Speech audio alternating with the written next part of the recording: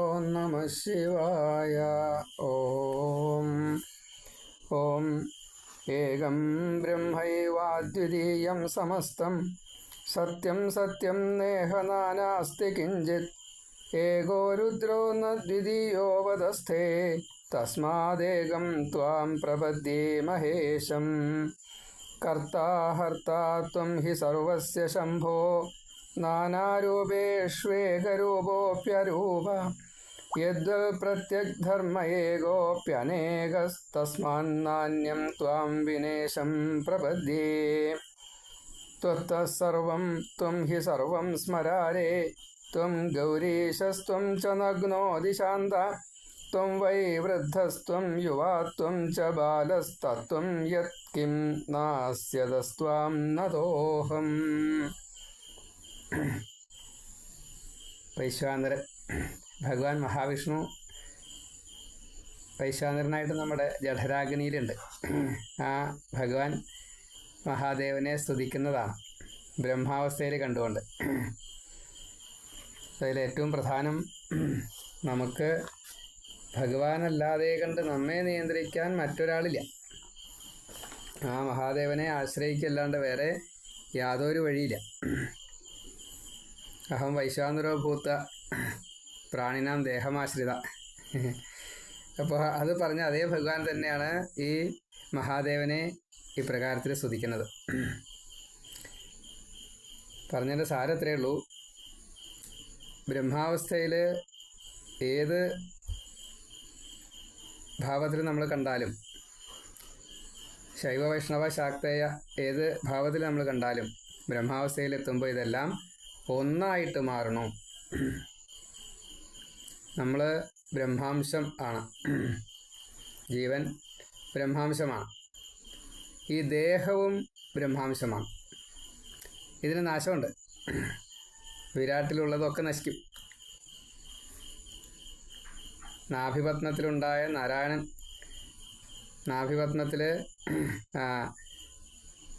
നാരായണൻ്റെ നാഭിപത്നത്തിലുണ്ടായിട്ട് ബ്രഹ്മാവിനെ സൃഷ്ടിക്കപ്പെട്ടത് ആ ഈ പൊക്കിളിൽ നിന്ന്, അല്ലെങ്കിൽ ആ നാഭിയിൽ നിന്നും ഈ താമരയെ ഉണ്ടാക്കിയതായിട്ടുള്ള ഈ നാരായണൻ അതും ബ്രഹ്മത്തിലേക്ക് ലയിക്കും. അതാണ്. അപ്പം അത്രയും പ്രാധാന്യമുണ്ട് ബ്രഹ്മാവസ്ഥയ്ക്ക്, അത്രയും പ്രാധാന്യമുണ്ട്. അതാണ്. ഉണ്ടായതാണോ അത് നശിക്കും. ബ്രഹ്മം മാത്രമേ ഉണ്ടായതല്ലാതെ കണ്ട് ഉള്ളതായിട്ടുള്ളൂ. അപ്പം ആ ഉള്ളതിൽ നിന്നും എന്ത് പുറത്തു വന്നു, ഏത് രൂപത്തിൽ പുറത്തു വന്നു, അത് ആദ്യത്തെ ആ ഒരു ഭാവത്തിൽ അതിനെ മാക്സിമം ആയിട്ട് പറയും. മൂലപ്രകൃതിയാണ് നമ്മൾ കണ്ടതെങ്കിൽ അത് ശാക്തേയമായിട്ട് വന്നു. ശിവപദം ആയിട്ടാണ് വന്നതെങ്കിലോ അത് ശൈവമായിട്ട് വന്നു. വിശദീതിയാണെങ്കിലോ വിഷ്ണു ആണെങ്കിലോ ആ നിലയ്ക്ക് വൈഷ്ണവമായിട്ട് വന്നു. അത്രേ വ്യത്യാസമുള്ളൂ. അപ്പോൾ ആ ഭഗവാനെ നമ്മൾ എല്ലാ അർത്ഥത്തിലും എല്ലാവരെയും ഒരേപോലെ കണ്ടുകൊണ്ട് അതിന് അത് വളരെ പ്രധാനപ്പെട്ടതാണ്. തമ്മിൽ തല്ലൂടിയിട്ട് യാതൊരു കാര്യമില്ല. ശിവനാ ശരി, വിഷ്ണുവാ ശരി എന്ന് പറഞ്ഞിട്ട് തല്ലൂടണ. ഞാൻ ഒരുപാട് കാലം മുന്നേ എഴുതിയ ഒരു പുസ്തകത്തിൽ അവതാരിക എഴുതിയ ആൾ അതിൽ കുറിച്ചിട്ടുണ്ട്. ഈ തല്ലുകൂടുന്നതിൻ്റെ ഇടയ്ക്ക് എല്ലാം ബ്രഹ്മമായിട്ട് കാണാൻ ശ്രമിക്കണു ഞാൻ എന്നുള്ളത്. അത് അന്ന് കുട്ടിക്കാലം മുതലേ അങ്ങനെ ഒരു ട്രെയിനിങ്ങാണ് ഈശ്വരോപാസനയ്ക്ക് കാരണന്മാർ പറഞ്ഞു തന്നത്. അപ്പോഴാണ് യഥാർത്ഥത്തിൽ അതിൻ്റെ രൂപം കിട്ടുക. നമുക്ക് എവിടെ പോയാലും ഒരു പരിഭ്രമം വേണ്ട. വിഷ്ണുവിൻ്റെ അടുത്ത് പോയാലും, ശിവൻ്റെ അടുത്ത് പോയാലും, ഗണപതിയുടെ അടുത്ത് പോയാലും ഈ ഒരു ഭാവത്തിൽ ആ ഗണപതി തന്നെ വേണം നമുക്ക് അനുഗ്രഹിക്കാൻ ചില കാര്യങ്ങൾ. സരസ്വതി തന്നെ വേണം ചില കാര്യങ്ങൾ. സരസ്വതി ഭാവത്തിലാണ് നമ്മളെ അനുഗ്രഹിക്കുക. ഇതാണ് ബോധ്യാവേണ്ടതെന്ന് സാരം. അങ്ങ് ആ രൂപത്തിൽ വന്ന് എന്നെ രക്ഷിക്കണേ. നല്ലോണം ദാഹമുണ്ട്, ധാരാളം ചോറ് കിട്ടിയിട്ട് ഒരു കാര്യമില്ല. നല്ല വിശപ്പുണ്ട്, കുറേ വെള്ളം കിട്ടിയിട്ട് കാര്യമില്ല. താൽക്കാലികമായ ശമനം കിട്ടുമായിരിക്കാം, പക്ഷേ ശാശ്വതമല്ല. വേണ്ടത് വേണ്ടപ്പോൾ കിട്ടണം. മരുന്നായാലും വിദ്യ ആയാലും കുറേ ഉപദേശം കിട്ടിയിട്ട് കാര്യമില്ല. ചില സമയത്തെ ഉപദേശത്തിനൊരു വിലയില്ല. പക്ഷെ ചില സമയത്ത് ബാക്കി എന്ത് കിട്ടിയിട്ടും കാര്യമില്ല, ഈ ഉപദേശം തന്നെ വേണം. അതാണ് ഈ നാനാത്വം. അപ്പോൾ ആ നാനാത്വത്തിൽ ഇവിടെ നമ്മൾ പറയാൻ പോകുന്നതായിട്ട് ഈ ഭാവം ത്രിഗുണജയം ആണ്. ത്രിപുരാന്തക വധം, ത്രിപുരാന്തകനായിട്ടുള്ള ഭഗവാന്റെ രുദ്രഭാവം. എല്ലാവരിൽ നിന്നും എല്ലാം സ്വീകരിച്ചതായിട്ടുള്ള ഭഗവാനാണ്. എല്ലാ തേജസ്സുകളും സ്വീകരിച്ചിട്ടാണ് ഈ മഹിഷാസുരനെ മഹാലക്ഷ്മിയായിട്ട് വന്ന് വധിച്ചത് അമ്മ. അതേപോലെ തന്നെയാണ് ത്രിപുരാന്തകനെ വധിക്കാൻ വേണ്ടിയിട്ട് ഓരോ ദേവന്മാരുടെയും അതാത് അംശങ്ങളെ തേരിലായാലും അവനാഴിയിലായാലും അമ്പലായാലും വില്ലിലായാലും ഒക്കെ പ്രവേശിപ്പിച്ചു. എന്നിട്ടാണ് അത് തത്വങ്ങൾ ഉൾപ്പെടെ പ്രവേശിപ്പിച്ചിട്ടാണ് ഈ മുപ്പുരങ്ങളെ വധിച്ചത്. മുപ്പുരത്തിലുള്ള ഈ അസുരന്മാരെ, ദൈത്യന്മാരെ വധിച്ചത്. ആ രംഗത്തിലേക്കാണ് നമ്മൾ പ്രവേശിക്കുന്നത്. കുറേ ദീർഘമുണ്ട്. അപ്പോൾ അതിൻ്റെ ആദ്യത്തെ ഒരു അധ്യായം ഇന്നലെ നമ്മൾ വായിച്ചു. ഇന്ന് രണ്ടാമത്തെ അധ്യായം. അതിൽ ദേവന്മാരുടെ സങ്കടവും മഹാവിഷ്ണു അതിന് പരിഹാരമായിട്ട് ചില കാര്യങ്ങൾ ചെയ്യലും, അവിടെ പാഖണ്ഡമതത്തെ പറഞ്ഞുകൊണ്ട് ഈ അസുരന്മാരെ തെറ്റിദ്ധരിപ്പിക്കുന്നതും ശിവഭക്തിക്ക് പകരം ചെയ്യിക്കുന്നതുമായിട്ടുള്ള രംഗങ്ങൾ അവിടേക്ക് എത്തണം. ക്രമേണയായിട്ട് അവിടേക്ക് എത്തും. നമുക്ക് കേൾക്കാം. ഓം നമ ശിവായ, ഓം ഹ്രീം നമ ശിവായ, ഓം ഹ്രീം ഹൗം നമ ശിവായ, ഓം. ഇപ്പോൾ 75ാമത്തെ ഭാഗമാണ് ഇപ്പോൾ ഇന്ന് വായിക്കുന്നത്. ഓം വ്യാസനോടോതി സനകാദികൾ കഥ താരകപുത്രർ ത്രിപുരന്മാർ മത്തരായി ദ്രോഹിച്ചു ശക്രനെ ദേവകളെ സദാ പീഡിതർ സങ്കടം ചൊല്ലി വിധിയൊടായി. താമരാക്ഷൻ കമലാക്ഷൻ മയാസുരൻ വിദ്യുന്മാലി ഇവർ ചെയ്യുന്നു പീഡകൾ. ഞങ്ങളെ രക്ഷിക്കു ബ്രഹ്മപിതാമഹ, ഞങ്ങൾക്കു ശക്തിയിൽ ഒട്ടും എതിർക്കുവാൻ. ബ്രഹ്മാവിനോട് സങ്കടം പറയാം എല്ലാവരും കൂടിയിട്ട്. ഇന്ദ്രൻ തൊട്ടുള്ള മറ്റെല്ലാ ദേവകളും കൂടിയിട്ട്. അപ്പോൾ ഋഷിമാരും ഇവരൊക്കെ കൂടി പോയിണ്ടാവും. അങ്ങനെയാണ്. അവിടെ മയാസുരനും ഈ താമരാക്ഷനും കമലാക്ഷനും വിദ്യുന്മാലി താരകാസുര മക്കളും കൂടിയിട്ട് മറ്റെല്ലാ രാക്ഷസന്മാരും കൂടിയിട്ട് ദേവ ഋഷി മുനി ഭക്ത ദ്രോഹത്തെ ചെയ്തുകൊണ്ടിരിക്കുകയാണ്. ഞങ്ങൾക്ക് യാതൊരു രക്ഷയില്ല, ഞങ്ങളെ സഹായിക്കണം. ബ്രഹ്മാവിനോട് ചെന്ന് സങ്കടം പറഞ്ഞപ്പോൾ താരകപുത്രരെ കൊല്ലണം പത്മജ, വേറെ വഴിയിൽ ഉപായമറിഞ്ഞിട എന്നു കേട്ടു വിധി ചൊല്ലി സുരരോടായി. പേടി വേണ്ട രുദ്രൻ ചെയ്യും വധം ദ്രുതം. കാരണം ബ്രഹ്മാവ് തന്നെയാണ് വരം കൊടുത്തണതേ, രുദ്രനാൽ വധിക്കപ്പെടും എന്ന്. പേടിക്കണ്ട കേട്ടോ എന്നാ പറഞ്ഞത്. 12,000 കൊല്ലത്തെ വേണം കേട്ടോ. നമ്മുടെ വർഷമല്ല കേട്ടോ, ദിവ്യവർഷമാണ്. യുഗങ്ങൾ വരും. ചതുർയുഗം. ദർപ്പിതരാണവർ എൻ്റെ വരത്തിനാൽ, എന്നാൽ വധം വെയ്യ ഞങ്ങൾ തൻ ഭക്തരും. 3 പുരത്തിൽ വസിക്കും അവരുടെ പുണ്യം ക്ഷയിക്കില്ല പോംവഴി കാണണം. ഈ 4 ചതുർയുഗത്തിലും അവരുടെ പുണ്യം നശിക്കില്ല. കാരണം 1000 ശിവലിംഗം എടുത്തിട്ടാണ് പ്രതിഷ്ഠിച്ചിട്ട് ഇവർ എല്ലാ ശിവലിംഗത്തിനും പൂജ ചെയ്യണതേ. 3 ആളും ഒരേപോലെയാണ് ചെയ്യണത്. പിന്നെ എങ്ങനെ അവരുടെ പുണ്യം നശിക്കുക? അപ്പോൾ വഴി വേറെ കാണണം. നമുക്കുള്ള പാഠം അത്. നമ്മൾ പല കർമ്മങ്ങളും ഈശ്വര അർപ്പിതമായിട്ട് ചെയ്യുന്നുണ്ട് എന്നാണ് വെപ്പേ. അപ്പോൾ നമ്മിലുണ്ടാകുന്നതായിട്ടുള്ള ഭാവവ്യത്യാസങ്ങൾ, ശുദ്ധിയുടെ കുറവ്, ലക്ഷ്യം വ്യത്യാസം ഇല്ലേ, അതൊക്കെ വിപരീതമായിട്ട് വരും. അതാണിപ്പോൾ ഈ പറയാൻ പോണതിനി. രുദ്രനെ ആശ്രയിക്കണം ഉടനെ നാം, ദൈത്യർ തൻ പുണ്യം ക്ഷയിപ്പിക്കണം ജവാൽ. വേദവ്യാസ കേൾക്കൂ ചൊല്ലി സനകരും ദേവകളെത്തി ശിവനെ ദർശിക്കുവാൻ. ഇവിടെ സനകാദി മഹർഷിമാരും വ്യാസനും തമ്മിലുള്ള സംവാദമായിട്ടാണ് നമുക്ക് ഈ ഭാഗം ലഭിക്കുന്നത്. ബ്രഹ്മാവ് നാരദനോട് പറഞ്ഞു. അത് വ്യാസൻ സനകാദി മഹർഷിമാരിൽ നിന്നും കേൾക്കുന്നതായിട്ടുള്ള രീതിയിലാണ്. കൈലാസമെത്തി മഹേശനെ കണ്ടവർ നന്നായി സ്തുതിച്ചു അഭയം ലഭിക്കുവാൻ.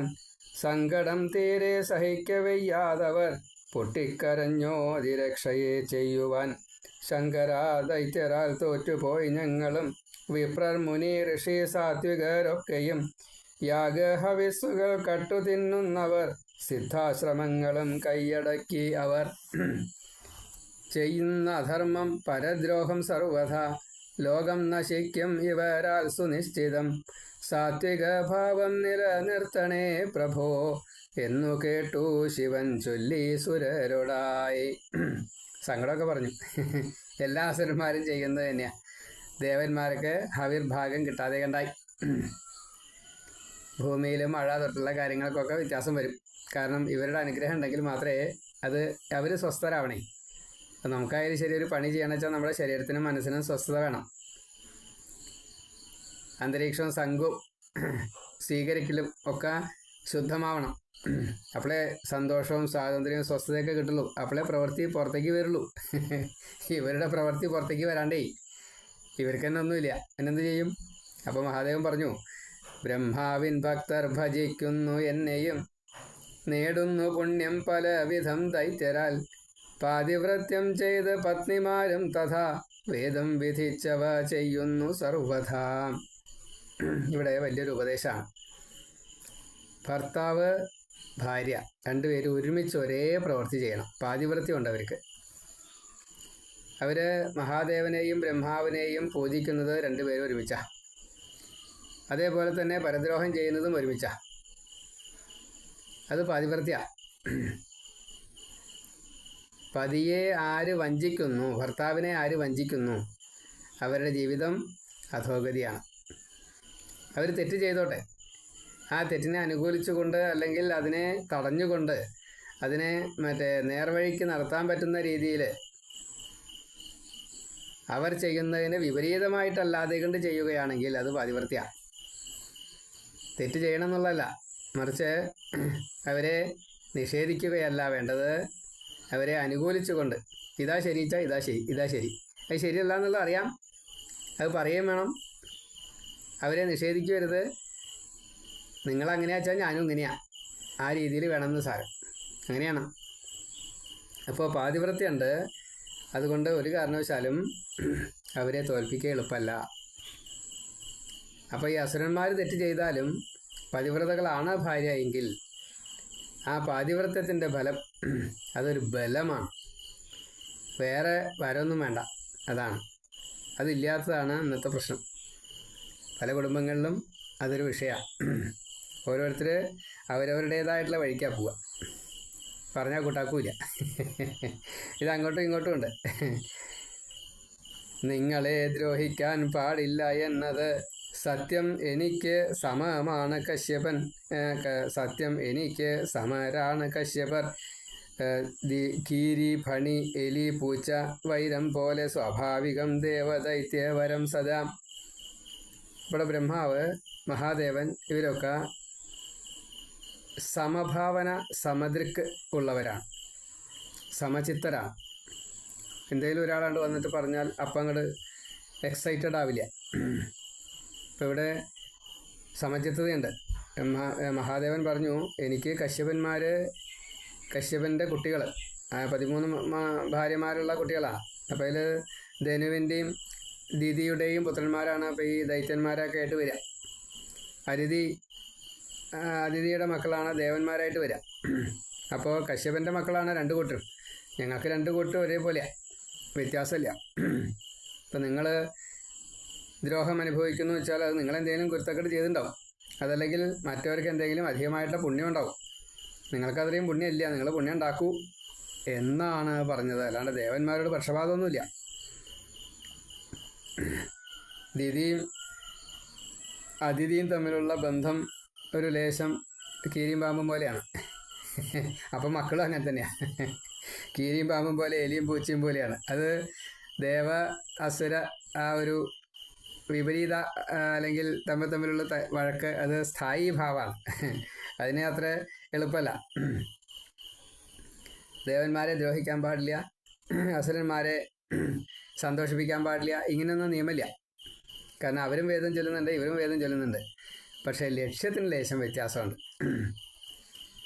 ദേവന്മാര് അസുരന്മാരെ പാതാളത്തിൽ ചെന്ന് ദ്രോഹിക്കാറില്ല. അവർ സ്വർഗത്തിലേക്ക് വന്നു വെച്ചാൽ മാത്രമേ ദ്രോഹിക്കാറുള്ളൂ. അത് എല്ലാ അർത്ഥത്തിലും ദ്രോഹിക്കുകയും ചെയ്യും. ചതിച്ചിട്ടും വധിച്ചിട്ടും അന്യന്മാരുടെ സഹായം കൊണ്ടും പാഖണ്ഡം പറഞ്ഞുകൊണ്ടും ഒക്കെ ഇവിടെ വന്നു കഴിഞ്ഞാൽ അതിനെ ഇല്ലാണ്ടാക്കാൻ ശ്രമിക്കും. അപ്പോൾ ദേവന്മാർ ചെയ്യുന്നത് തെറ്റല്ലേ എന്ന് ചോദിക്കുക. ദേവന്മാർ ചെയ്യുന്നത് തെറ്റല്ല, ഇതാണ് ഭാവം. ഇവർ ദേവന്മാർ അവിടെ പോയിട്ട് ചെയ്യാറില്ല.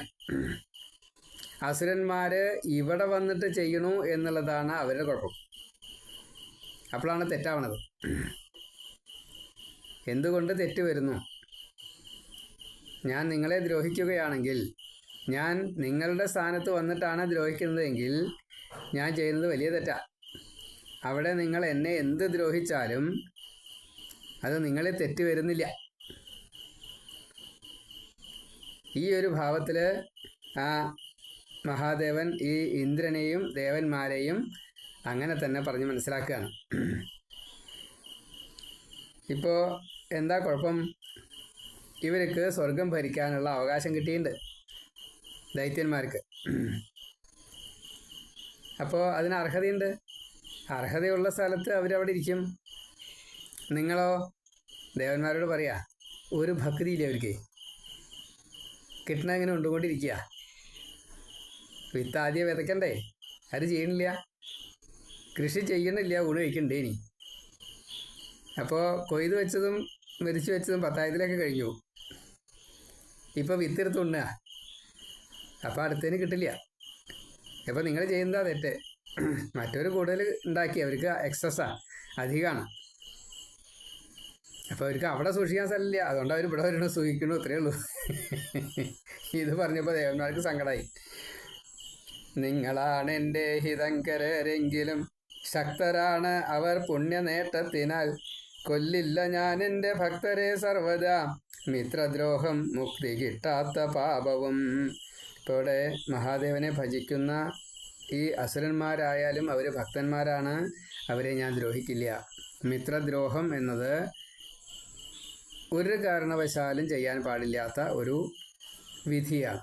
ബ്രഹ്മഹത്യാ പാപം അത് എത്ര ബ്രഹ്മഹത്യ എന്ന് പറയാൻ പറ്റില്ല, അത്രയും കൂടുതൽ 1000 ബ്രഹ്മഹത്യൊക്കെ ഉണ്ട്. അതിന് സംഖ്യ പറയാമെന്ന് നിർത്തിയില്ല. കാരണം ഒരാളെ വിശ്വസിച്ചിട്ടാണ് മിത്രം എന്നുള്ള അർത്ഥത്തിൽ വരിക. അപ്പോൾ എല്ലാ രഹസ്യങ്ങളും അങ്ങോട്ടും ഇങ്ങോട്ടും പറയണം. അവിടെ ചതി വന്നാൽ എന്താണ്ടാവുക? സമൂല നാശമല്ലേ വരിക. 2 രാജാക്കന്മാർ തമ്മിൽ യുദ്ധം ചെയ്തു വെച്ചാൽ പ്രശ്നമൊന്നുമില്ല. പക്ഷേ 2 രാജാക്കന്മാർ വളരെയധികം ഇൻറ്റിമേറ്റ് ആണ് എന്ന് കൂട്ടുക. അവർ തമ്മിൽ എല്ലാ രഹസ്യങ്ങളും അങ്ങോട്ടും ഇങ്ങോട്ടും പറഞ്ഞു കൊടുത്തു, അങ്ങനെയാണെന്ന് കൂട്ടുക. അങ്ങനെ ഇൻറ്റിമസിയുള്ള അവർ തമ്മിൽ ചതിക്കുകയാണെങ്കിൽ, മറ്റൊരു രാജാവിൻ്റെ അടുത്ത് പോയിട്ട് ഒരാൾ ഈ സുഹൃത്തിനെ വഞ്ചിക്കുകയാണെങ്കിൽ അതിന് പിന്നെ മോചനമില്ല. അത് വളരെ പ്രധാനമാണ്. അപ്പോൾ ഇത് പറഞ്ഞു മഹാദേവൻ. ഇവിടെ ഭക്തനും ഭഗവാനുമാണ്. അപ്പോൾ ഭഗവത്വം മഹാദേവൻ കാണിക്കാതിരിക്കില്ല. ആകയാൽ നിങ്ങൾ ഹരിയോടു ചൊല്ലണം, കാര്യം വിശദമായി പോം വഴി കാണുവാൻ. എന്നു കേട്ടപ്പോൾ വിധിയൊപ്പം വിഷ്ണുവെ ചെന്നു കണ്ടു ചൊല്ലി പാലകനോടിത്. ഇപ്പോൾ പാലകൻ എന്നുള്ള അർത്ഥത്തിൽ വിഷ്ണുവാണ് ചെയ്യേണ്ടത്. വിഷ്ണുവിനോട് ചെന്ന് പറയൂ, സൂത്രം നിയമം ശരിയാവണം. അപ്പോൾ ആ നിയമത്തെ ശരിയാക്കാൻ വേണ്ടിയിട്ട് എന്താണോ വേണ്ടത് അത് ചെയ്യാൻ വേണ്ടിയിട്ട് പറയൂ എന്ന് പറഞ്ഞു. നന്നായി സ്തുതിച്ചു ഹരിയെ നിരാശ്രിതർ, സ്വന്ത ദുഃഖം മാത്രം ചൊല്ലിയ ഇന്ദ്രൻ തൻ. സ്വാർത്ഥം ഹരിക്കിഷ്ടമായില്ല എങ്കിലും സാത്വിക നാശം തടയുവാൻ പാലകൻ ചൊല്ലി സനാതന ധർമ്മിഷ്ഠർ പാരിതിൽ. ദുഃഖം വിടും മഞ്ഞ സൂര്യനാൽ പോണ പോൽ, ദൈത്യർ ത്രിപുരർ പരമഭക്തർ ബലർ പുണ്യം വരം നേടി ഉണ്ട് ഗുരു തുണ. ഒരുപാട് കാര്യങ്ങൾ പറഞ്ഞു. മഹാവിഷ്ണു മഹാദേവൻ പറഞ്ഞ, ബ്രഹ്മാവ് പറഞ്ഞ അതേ കാര്യം ഒരേപോലെ പറഞ്ഞു. നിങ്ങൾ ചെയ്യുന്നതാണ് തെറ്റ്. പക്ഷേ വിഷ്ണുവിനൊരു കുഴപ്പമുണ്ട്. പാലനധർമ്മം ചെയ്യണം. അത് കാരണം ഇവർ പറഞ്ഞതിനെ അംഗീകരിക്കാനും നിവൃത്തിയില്ല, അംഗീകരിക്കാതിരിക്കാനും നിവൃത്തിയില്ല. ഇവർ ചെയ്ത തെറ്റിനെ ബോധ്യപ്പെടുത്താൻ വേണ്ടിയിട്ട് ആ കാര്യത്തെ പറഞ്ഞു. നിങ്ങൾ സ്വാർത്ഥമാണ് പറഞ്ഞത്, അത് ശരിയല്ല. ലോകഹിതം നോക്കേണ്ട ആളാണ് ഇന്ദ്രൻ. 14 ലോകത്തെയും സകല സുഖങ്ങളും ചെയ്തു കൊടുക്കേണ്ട ആളാണ് ഇന്ദ്രൻ. അവർക്ക് വേണ്ടി മാത്രം ചെയ്യാൻ പാടില്ല. അപ്പോൾ ചെയ്യുന്നത് ധർമ്മം തെറ്റിയിട്ടാണ് എന്നതുകൊണ്ട് അത് ശരിയല്ല.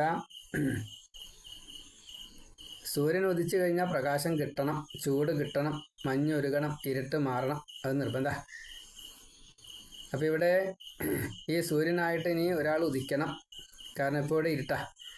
അസുരന്മാരുടെ ഭരണത്തിൽ ഇരുട്ടാണ്, സാത്വികത ഇല്ലാണ്ടാവും. അപ്പോൾ ആ സാത്വികത നിലനിർത്താൻ വേണ്ടിയിട്ട് ശ്രമിക്കുക തന്നെ വേണം. ഇപ്പോൾ തടസ്സമായിട്ടുള്ളത് അവരുടെ പുണ്യവും ബ്രാഹ്മണ അനുഗ്രഹവും ഗുരുവിൻ്റെ തുണയും ആണ്. മഹാദേവൻ്റെ അനുഗ്രഹമുണ്ട്, ബ്രഹ്മാവിൻ്റെ അനുഗ്രഹമുണ്ട്, ശുക്രാചാര്യരുടെ അനുഗ്രഹം മുഴുവനുണ്ട്, ബ്രാഹ്മണ പ്രീതി ചെയ്യുന്നുണ്ട്. അപ്പോൾ വളരെ പ്രശ്നമാണ്. ബ്രാഹ്മണർക്ക് ദാനമൊക്കെ ചെയ്യും. എന്നിട്ട് അവരോട് പറയും, നിങ്ങൾ മഹാദേവനോ അല്ലെങ്കിൽ മറ്റുള്ള ആർക്കൊന്നും കൊടുക്കണ്ട, അതൊക്കെ ഞങ്ങൾക്ക് തരാൻ വേണ്ടിയിട്ട് പറയും. ഇവർ മഹാദേവൻ്റെ ഭക്തന്മാരാണ്, ഇവർ മുഖാന്തരം അങ്ങോട്ട് കൊടുക്കണം എന്ന്, അത്രയേ ഉള്ളൂ. അപ്പോൾ പുണ്യം മുഴുവൻ ആർക്ക് കിട്ടണം? ഈ അസുരന്മാർക്ക് കിട്ടണം. ഇതാണ് അവരുടെ ഭാവം, അത്രയേ ഉള്ളൂ. അപ്പോൾ എല്ലാ അർത്ഥത്തിലും ഇപ്പോൾ അവർ മികച്ച് നിൽക്കുകയാണ്. അവരെ അത്ര പെട്ടെന്ന് എളുപ്പമല്ല തോൽപ്പിക്കാൻ.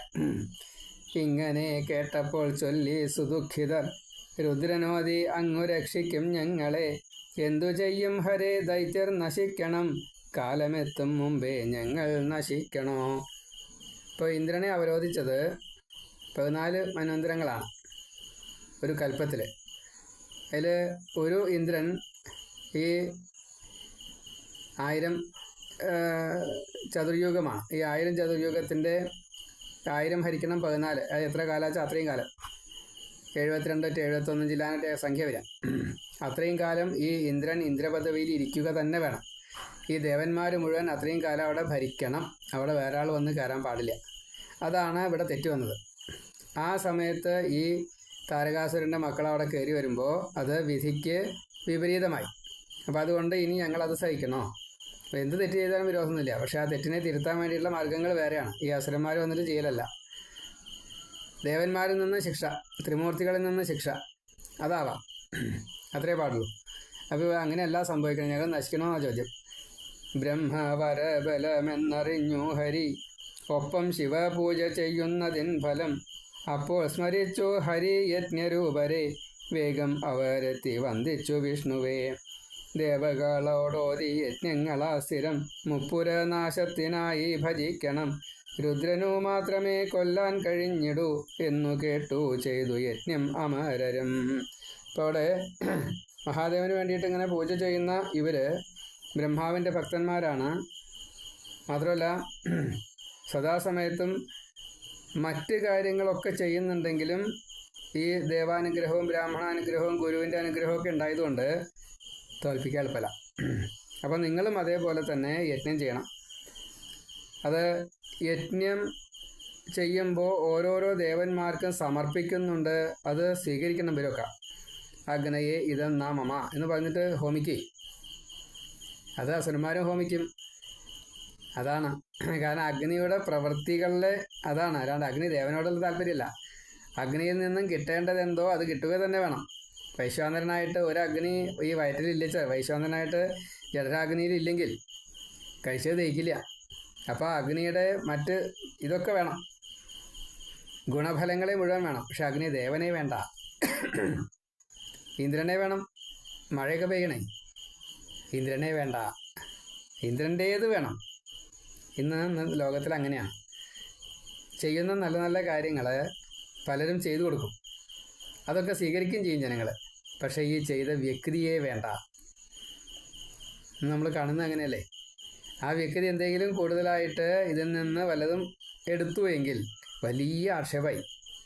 ആ വ്യക്തി ചെയ്യുന്ന സദ്ഗുണങ്ങൾ ധാരാളമുണ്ട്, അതിനെ മുഴുവൻ ഇവിടെ സ്വീകരിക്കുന്നുമുണ്ട്.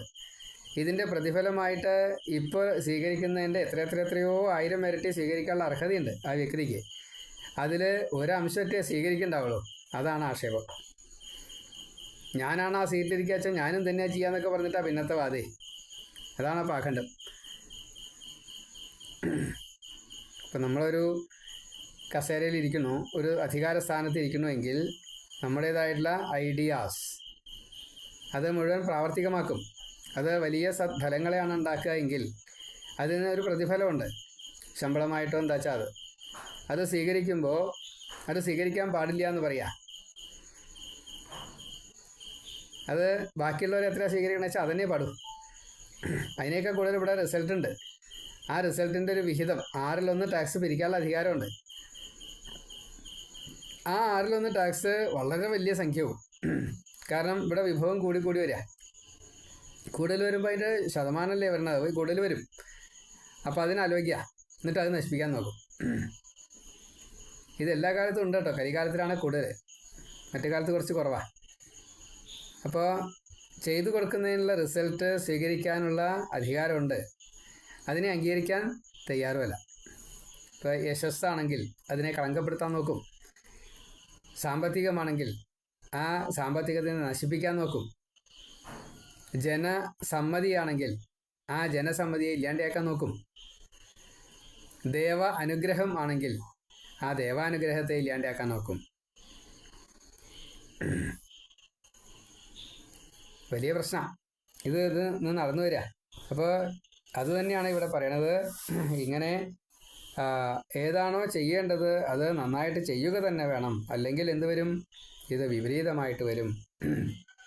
ദേവകളോടോതി യജ്ഞങ്ങളാൽ സ്ഥിരം മുപ്പുരനാശത്തിനായി ഭജിക്കണം. രുദ്രനു മാത്രമേ കൊല്ലാൻ കഴിഞ്ഞിടൂ എന്നു കേട്ടു ചെയ്തു യജ്ഞം അമരരും. അപ്പോൾ സഹസ്രം ഭടരുണ്ടായി വീരരായി ഹോമാഗ്നിയിൽ നിന്നും ചെന്നു പുരങ്ങളിൽ വിഷ്ണുവിനാജ്ഞയാൽ നാശം ചെയ്തു സുരർ. പക്ഷേ അത് ഏറ്റില്ല 3 പുരത്തിലും. സാധാരണഗതിയിൽ ഹോമാഗ്നിയിൽ നിന്നുണ്ടായിട്ടുള്ള ഭടന്മാർ അവർ വിചാരിച്ചാൽ സർവ്വ കാര്യങ്ങളും നടക്കും. പക്ഷെ അതിനേക്കാൾ കൂടുതലാണ് പുണ്യം. അത് കാരണം അത് നടന്നില്ല. ഭൂതസംഘങ്ങൾ ദഹിച്ചു പോയി ദൈത്യർത്തൻ തേജസ്സിനാൽ തോറ്റു വന്നോതി സങ്കടം. ചിന്തിതൻ ശ്രീഹരി ഓർത്തു മഹേശനെ ദൈത്യർത്തൻ നാശത്തിനായുള്ള പോം വഴി. പാലകൻ എന്നുള്ള നിലയ്ക്ക് സാധാരണഗതിയിൽ മഹാവിഷ്ണു ചെയ്തു കഴിഞ്ഞാൽ അത് ഫലിക്കേണ്ടതാ. അത് ഫലിച്ചില്ല. എന്താ കാരണം മഹാദേവ എന്ന് ചോദിക്കുക.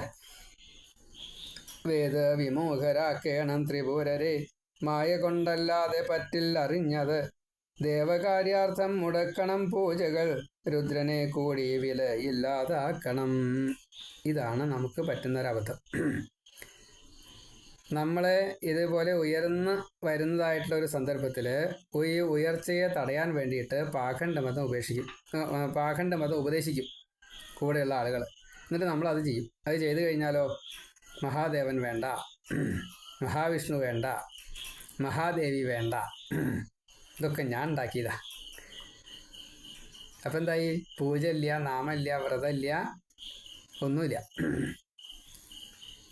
നമ്മളെ പുണ്യം ഇങ്ങനെ ക്ഷയിച്ചു വരും. ഈ ചെയ്തതിൻ്റെ ഫലം ഇങ്ങനെ ഒരു പുറത്തുനിന്ന് ഇങ്ങനെ കിട്ടിക്കൊണ്ടിരിക്കും. പക്ഷേ അത് ഒലിച്ചു പോവും. ഈ മലവെള്ളം വരണ പോലെയാണ്. ഒന്നിച്ച് വെള്ളം വന്നിട്ട് എന്താ കാര്യം? പിടിച്ചു നിർത്താൻ പറ്റുമോ നമുക്ക്? മണ്ണും വെള്ളമൊക്കെ കൂടിയിട്ട് വരും, അത് പോവും. എന്ന കൂട്ടത്തിൽ പാഖണ്ഡം വന്നു കഴിഞ്ഞാൽ വലിയ പ്രശ്നമാവും. ഉപാസനയ്ക്ക് വിഘ്നം വന്നാൽ അത് മനുഷ്യന് ദോഷം തന്നെയാണ്. ഇങ്ങനെ ചിന്തിച്ചു വിട്ടു അമർത്യരെ, വിഷ്ണു സൃഷ്ടിച്ചു പുതിയൊരു മുണ്ടിയെ. മുണ്ടമാലയിട്ട് ചൂലും കുചൈലവും ഭിക്ഷാടകൻ തലമൊട്ടയടിച്ചൊരാൾ. അപ്പോൾ വിഷ്ണു ഒരു സൂത്രം ചെയ്തു. ഒരു തലമുടി ജട കെട്ടിയിട്ട് അതിലൊരു മറ്റേ പ്രത്യേകമായിട്ടുള്ള മുടി കെട്ടിക്കൊണ്ടുള്ള ഒരു മുണ്ടി എന്നതിന് പറയാം.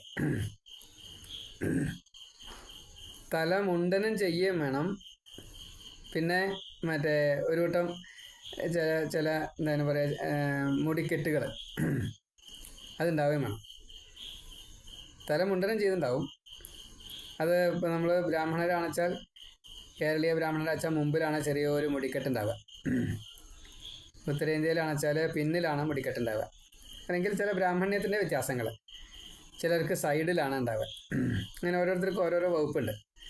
ഇത് അങ്ങനെ ഒരു വിഭാഗത്തിൽപ്പെട്ട തന്നെയാണ്. പക്ഷേ എന്താ വെച്ചാൽ അത് കാണാൻ വൃത്തിയുണ്ടാവില്ല, വേണ്ട രീതിയിലല്ല ഉണ്ടാവുക. കണ്ടാലൊരു തേജസ് കിട്ടും. ഇപ്പം നമ്മൾ ബ്രാഹ്മണരെ മുമ്പിൽ ആ ചെറിയ കുടുമ ഒന്നിങ്ങനെ പിരിച്ചിട്ട് കഴിഞ്ഞാൽ അതിനൊരു തേജസ്സാണ്. ചില ബ്രാഹ്മണർ പിന്നിലാണ് മുടിക്കെട്ടുണ്ടാവുക, അവിടെ അത് ഒരു വലിയ തേജസ്സാണ്. ചാണക്യൻ്റെ ഒക്കെ കണ്ടിട്ടുണ്ടാവും, പിന്നിലാണ് അവരുടെ. അപ്പം അതേപോലുള്ള ഈ മുടിക്കെട്ടുകൾ അത് അഭംഗിയായിട്ടാണ് കാണുക. ഈ മുണ്ടിയുടെ പ്രത്യേകത അതാ. അങ്ങനെ പാഖണ്ഡവധം ചെയ്യാൻ വേണ്ടിയിട്ട് ഒരാളെ ഉണ്ടാക്കി വിഷ്ണു. ദുഃഖിച്ചു ചൊല്ലുന്നു ധർമ്മം എന്നെപ്പോഴും, എങ്കിലും വിഷ്ണുവംശം തേജസ്വി പുരുഷൻ. വിഷ്ണുവേ കൂപ്പി നമിച്ചോതി കർമ്മവും നാമവും സ്ഥാനവും കൽപ്പിച്ചു നൽകുവാൻ. വിഷ്ണു ചൊല്ലി എൻ്റെ അങ്കി തന്നെ ഭവാൻ, നാമം അരീഹൻ ഇരിപ്പിടം ചൊല്ലിടാം. വേദവിരുദ്ധം 16,000 മായയുണ്ട് വർണ്ണ ആശ്രമം വിട്ടവാം. അപ്പം ഈ മുണ്ടി ഭഗവാനോട് ചോദിച്ചു, എപ്പോഴും ധർമ്മം ധർമ്മം ധർമ്മം എന്നാണ് പറയുക. അപ്പം ഈ ബുദ്ധൻ അങ്ങനെയാണ്, ബുദ്ധം ശരണം ഗച്ഛാമി, ധർമ്മം ശരണം ഗച്ഛാമി. അപ്പോൾ യഥാർത്ഥത്തിലുള്ള ഈ ധർമ്മം എന്താണോ അത് ഓരോരുത്തർക്കും വ്യത്യാസമുണ്ട്. എല്ലാവർക്കും ഒരേ ധർമ്മമല്ല. വർണ്ണാശ്രമങ്ങൾക്ക് വ്യത്യാസം വരും. ബാലൻ ചെയ്യുന്നതല്ല വൃദ്ധൻ ചെയ്യുന്നത്, ഗൃഹസ്ഥൻ ചെയ്യുന്നതല്ല വാനപ്രസ്ഥൻ ചെയ്യുന്നത്. അതേപോലെ തന്നെയാണ് ബ്രാഹ്മണ ക്ഷത്രിയ വൈശ്യ ശൂദ്ര വ്യത്യാസമുണ്ട്. അപ്പോൾ ഈ സന്യാസിമാർ ചെയ്യേണ്ടത് സന്യാസിമാർ ചെയ്യണം. ധർമ്മം എന്ന് പറഞ്ഞു കഴിഞ്ഞാൽ അതാണ്. ഈ നാനാത്വം ഭഗവാനാ സൃഷ്ടിക്കപ്പെട്ടതാ, അത് ചെയ്യുക തന്നെ വേണം. അപ്പോൾ ധർമ്മം എന്താ ചെയ്യേണ്ടത് എന്ന് വിഷ്ണു ചോദിച്ചു കഴിഞ്ഞപ്പോൾ, എനിക്കെന്താ പേര് എന്ന് ചോദിച്ചപ്പോൾ അരിഹൻ എന്ന് പറഞ്ഞു. അരിഹൻ എന്നാണ് അദ്ദേഹത്തിൻ്റെ പേര്. മായയുണ്ട്. എത്ര മായ ചോദിച്ചാൽ നിശ്ചല കേട്ടോ. ഇവിടെ 16,000 എന്നാ പറഞ്ഞതെന്ന് മാത്രമേ ഉള്ളൂ. അതുകൊണ്ട് കാര്യമില്ല, മായ ധാരാളമുണ്ട്. ആ മായയെ പ്രയോഗിച്ചോളൂ എന്ന് പറഞ്ഞു. നമ്മൾ കർമ്മം ചെയ്യാറുണ്ട്. അത് സമർപ്പിത കർമ്മമാണെങ്കിൽ പൂർണ്ണഫലം. അത് പാഖണ്ഡമാവുക, കർമ്മഠത്വമാവുക, അർത്ഥമറിയാതെ കണ്ട് ചെയ്യുക, ഇതെന്തിനാ ചെയ്യണമെന്ന് ശല്യാണ്ടാവുക, ചെയ്യണത് എന്താ ചെയ്യണം അതുപോലും അറിയില്ല, ചെയ്യും. അതാണ് കർമ്മഠർ ചെയ്തിടും ശാസ്ത്രം പറയണം, മുപ്പുരഞ്ചെന്ന് അസുരർക്കു നൽകണം. സാമർഥ്യമോടെ ഈ പാഖണ്ഡം ദൈത്യരാൽ ചെയ്യിക്കണം, ശിഷ്യരാക്കണം ശീഘ്രമായി. ആദ്യം ഈ ത്രിപുരങ്ങളിൽ ചെന്നിട്ട് ആ അസുരന്മാരെ അവരുടെ ഗുരുസ്ഥാനത്ത് ഇരിക്കാനുള്ള യോഗ്യതയിൽ ഒരു വിശ്വാസവും കാര്യങ്ങളൊക്കെ നേടിയെടുക്കുക. എന്നിട്ട് അവരെ കൊണ്ട് പാഖണ്ഡം ചെയ്യിക്കുക. ഇതാണ് വേണ്ടത് എന്ന് പറഞ്ഞു. വിഷ്ണുവിൻ്റെ ഈ ദിവ്യമായിട്ടുള്ളൊരു രൂപമാണ്, പാഖണ്ഡ മതമാണ്. ഒരു പാഖണ്ഡം പ്രചരിപ്പിക്കുന്നതായിട്ടുള്ള രീതിയിൽ ഈ ശിവഭക്തന്മാരെ അഭക്തന്മാരായിട്ട് മാറ്റുക, വിമുഖന്മാരായിട്ട് മാറ്റുക. എന്നോതി വിഷ്ണു പഠിപ്പിച്ചു മായകൾ, സ്വർഗം നരകം ഇവയുടെ എന്നിങ്ങനെ. ദൈത്യരെ മോഹിതരാക്കി വഞ്ചിക്കലും, എന്നാജ്ഞ കൊണ്ടതിൻ പാപമേൽക്കില്ല നീ. അപ്പോൾ ഇവിടെ സംശയം വന്നു. ഞാനിങ്ങനെ പാഖണ്ഡമെന്ന് പറയുമ്പോൾ പാപം എനിക്ക് വരില്ലേ എന്ന് ചോദിച്ചു. അതില്ല, ദേവകാര്യത്തിന് വേണ്ടിയിട്ടായതുകൊണ്ട് ഈ പാപം ചെയ്യാം, അതിന് വിരോധമില്ല എന്ന് പറഞ്ഞു. വേദവിധി ചെയ്യും ദൈത്യരെ വിദ്യയാൽ, അജ്ഞരാക്കേണം തമോ ഗുണിയാക്കണം. പൂർണ്ണമായി ദൈത്യർ അധർമ്മികളാകുകിൽ, എത്തണം നീ മരുഭൂമിയിൽ വാഴുവാൻ. അപ്പോൾ നന്നായിട്ട് തന്നെ വിദ്യ പറഞ്ഞു കൊടുക്കുക, പക്ഷെ പാഖണ്ഡമാവണം, വക്രിച്ചിട്ടാവണം. കർമ്മഠത്വം വരികയാണ് വേണ്ടത്, അർത്ഥത്തെ മറക്കണം. അങ്ങനെ ചെയ്യൂ, എന്തിനാ എങ്ങനെ ചെയ്യണതെന്ന് ചോദിച്ചു കഴിഞ്ഞാൽ നീ പറഞ്ഞത് കൂട്ടാക്കിയാൽ മതി എന്ന് പറയുന്ന ഒരു തലമുറ നമുക്ക് കഴിഞ്ഞു വന്നിട്ടുണ്ട്. വേദം പഠിപ്പിക്കും ഒക്കെ ചെയ്യും, പഠിക്കുകയും ചെയ്യും, പഠിപ്പിക്കുകയും ചെയ്യും, ചെയ്യിക്കുകയും ചെയ്യും. എന്തിനാ ചെയ്യണത്, ഇതിൻ്റെ ഫലം എന്താ, അല്ലെങ്കിൽ അങ്ങനെ ഒരു ഗുണദോഷ ചിന്തന ശിഷ്യന്മാർക്ക് ചെയ്യാൻ സാധിച്ചില്ല. അവർക്കത് പറഞ്ഞു കൊടുക്കാനും മനസ്സിലായില്ല. അപ്പോൾ ഒരു വലിയ ഗ്യാപ്പ് വന്നു. വേദത്തിൻ്റെ അർത്ഥവും അതിൻ്റെ പ്രയോഗത്തിൻ്റെ ഫലവും ലക്ഷ്യമൊക്കെ പഴച്ചു. അതൊരു പാഖണ്ഡ. അപ്പോൾ ഈ പാഖണ്ഡാണ് ഇവിടെ ചെയ്യാൻ വേണ്ടിയിട്ട് പറയണത്. പണി കഴിഞ്ഞതിന് ശേഷം അവർ അഭക്തരായി എന്ന് ഉറപ്പിച്ചു കഴിഞ്ഞാൽ നീ വേഗം മരുഭൂമിയിലേക്ക് പോയിക്കോളൂ, അവിടെ നിനക്ക് സുഖമായിട്ട് വസിക്കാം. ദേവന്മാർക്ക് എവിടെ വേണിച്ചാലും വസിക്കാം, വെള്ളത്തിൻ്റെ ഉള്ളിലായാലും ശരി, ആകാശത്തായാലും ശരി, ഭൂമിയിലായാലും ശരി, മരുഭൂമിയിലായാലും ശരി, വനത്തിലായാലും ശരി, കൊട്ടാരത്തിലായാലും ശരി, അവർക്ക് ഇതൊക്കെ ഒരുപോലെയാണ്. കൊതുകിന് ഈ പാല് വേണ്ട, ചോരേ വേണ്ടു. പശുവിൻ്റെ അകത്ത് പോയാലും അത് ചാണകത്തിലായാലും അങ്ങനെ തന്നെയാണ്. എവിടത്തേക്കാ എന്തൊക്കെയാ വെച്ചാൽ മലിനങ്ങളെ അത് സ്വീകരിക്കുള്ളൂ. കൊതു ചോര കുടിക്കും, വീഴ്ച ഈ ചീത്തകൾ സ്വീകരിക്കും. അപ്പോൾ ഓരോരോ ജീവികൾക്കും അതാതിൻ്റേതായിട്ടുള്ള ഭാവമുണ്ട്. ഇവിടെ ഇതാണ് വേണ്ടു, ഇതാണ് വിധി. അപ്പോൾ ഈ പാഖണ്ഡി, ഈ മുണ്ടി അങ്ങനെയാണ് ചെയ്യാൻ പോകുന്നത്. അവിടെ മരുഭൂമിയിൽ ചെന്നിരുന്നാൽ മതി എന്ന് പറഞ്ഞു. ശിഷ്യ പ്രശിഷ്യരൂമൊത്തു നീ കൂടണം, ദ്വാപരാന്ത്യം കലി വന്നു ചേരും വരെ, എൻ്റെ അനുഗ്രഹം കൊണ്ടു നീ ചെയ്തിടും, എന്നിച്ഛ പിന്നെ നീ എന്നിലെത്തും ദൃഢം. കലികാലം വരണ വരെ ആ മരുഭൂമിയിൽ താമസിച്ചോളും. പാഖണ്ഡി വെച്ചാൽ ഈ വിഷ്ണുവംശത്തിന് വെള്ളവും വേണ്ട, വായുവും വേണ്ട, ഒന്നും വേണ്ട. ശിഷ്യന്മാർ ധാരാളം ഉണ്ടാവും. അവരവിടെ സുഖമായിട്ട് കഴിഞ്ഞോളും. ഇതിന് കുഴപ്പമൊന്നുമില്ല.